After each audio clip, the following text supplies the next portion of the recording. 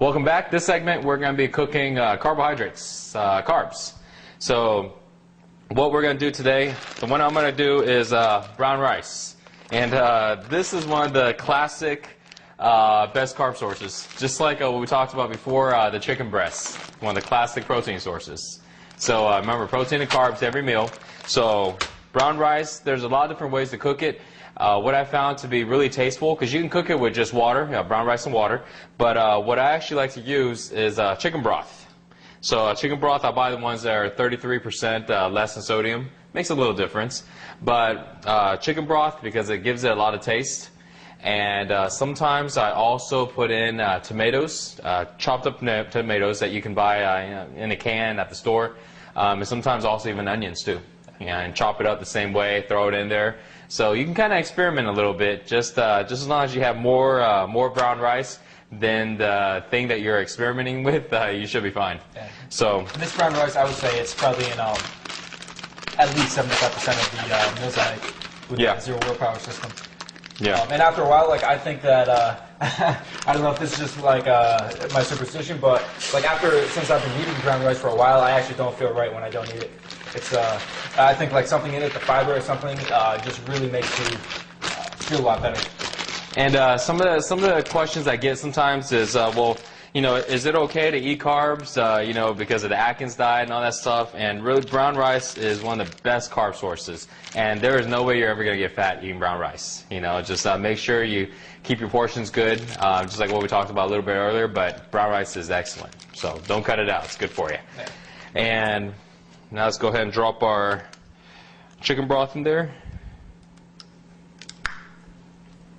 Again, though, if somebody is just starting off and you really want to eat white rice, I would say, you know, start off with a white rice, and then you can eventually graduate to the brown rice. But just do, you know, do whatever it takes to get started on this, and then later on you can graduate to the absolutely best foods.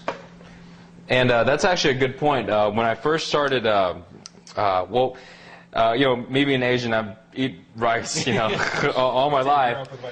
But actually, I didn't eat brown rice when I first started. You know, I'd say white rice because it was something I was just used to, you know. And brown rice is, you know, you don't really see an Asian family eating brown rice. But I got used to it, and once I started eating it, you know, its taste a little different, but still the difference between brown rice and white rice, having a breakdown much easier. It's really good for you when it comes to when you really want to shed those last couple pounds. And if you've been eating, let's say, white rice, you know, for a long time, and you want to really go ahead and have that six-pack really come out, switch to brown rice, and I guarantee that's going to be a good change, and you're going to see those extra pounds come off. So, I actually, I remember I first learned about brown rice, and I tried to make the switch when I was down here, and the very first few times I did it, I hated it. You know, I really didn't like the taste at all. But like I knew it was good for me, so I kept eating it. What I did to kind of like accustom myself to the switch was I made 50-50 rice for a while, where it's half white and half brown rice. Oh yeah, I tried that before. Yeah. And then I did that for a while. Then I went to straight brown rice, and now that I'm on the straight brown rice, I love it. I can't, you know, I'll eat white rice, but I really like brown rice a lot more. So just to let y'all guys know, the amount of rice I used in this one was, where is the size say here? There we go, 28 ounces, or basically 1 pound and 12 ounces. And each of these are 16 ounces. And they usually sell them a little bigger. It's just the grocery store I picked them up at this time didn't have them. And the amount of water or the amount of chicken broth or any type of liquid you go with it, what you want to do, you can, there's a lot of different ways to measure it, but the way I found to be easiest is actually you can take your pinky, or you can basically measure to where it's 1.5 inches over the rice. The liquid has to be 1.5 inches over the rice. And the way you can do it is all you do is stick your pinky down in there, and there we go, and yeah, 1.5 inches, so we're perfect. So close the lid, and good old rice cooker. Rice cookers, you can find them to be very expensive. Sometimes they're really cheap. Go for the cheap ones. This one is actually, this one costs I think about $99 or 100, maybe 100, little over. I forgot, bought it a little while ago. But you can actually go to your local store and you can pick them up as cheap as about $20. Yeah. I would say, like, if you want to follow this plan, then you gotta have a rice cooker. It makes things so much easier. Yeah, yeah. I mean, you can cook it on the stove top, but it takes so much longer, and it's such a hassle. The rice cookers, you know, you just hit the button and forget about it, and you get a little, you get a little sound with it. Your, extra money. There you go. That's where the other $80 went. The little sawn. So there you go. It's cooking, and that's it. Right. Okay, so let's go into the next carb source, which is potatoes. So when you're making these roasted potatoes, I really prefer these red ones. I find these red ones kind of have a better flavor. You can also use the white potatoes, doesn't really matter that much, but the red ones I find are a little bit better. So what you want to do is chop these up into fairly small pieces. Something like this, you can just do like thirds. And just chop these up like pretty small so it cooks fast. This, I would say, is one of the more labor-intensive things in the zero willpower system, but it's still super easy. And here's a suggestion, Dan. A lot of times, if you can see through the camera that the board is moving a lot, my mother taught me this a long time ago. If you put a towel under your cutting board, it won't slide anymore. So watch this.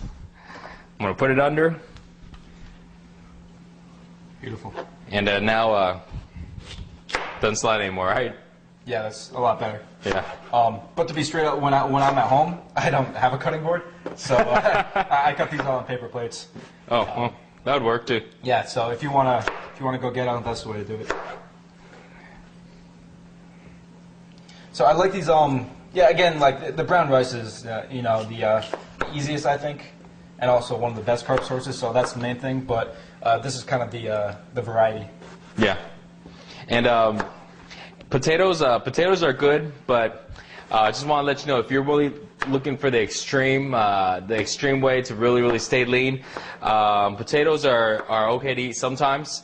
But if you're not very active and you don't find yourself burning a lot of calories every day, sometimes people's work, they sit in front of the computer, answering phones, things like that. You probably don't want to eat a lot of potatoes. Sometimes it's okay for a good variety, but sources like brown rice are going to be perfect for you. Because they get broken down so quickly versus potatoes.